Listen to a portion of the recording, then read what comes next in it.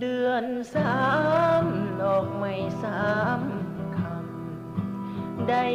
มายามโนสาวบ้านผู้ไทยมาคำคูณควันเขาเป็นฮีตของเก่า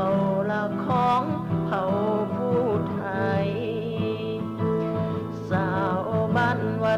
ฒนธรรมใหม่ทันสมัยประเพณีอันดีงามสาวเอ้ยมีคู่แล้วบ่อายอยากขอเคียงคู่สามใบมาผูกพิกหน้าแรงโอ้สาวแก้มแดง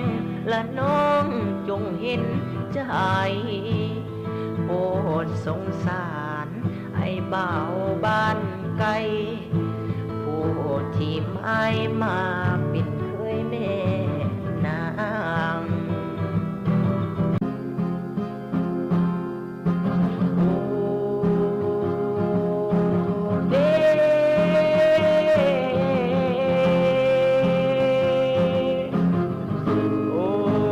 สาวผู้ไทยเอ้ย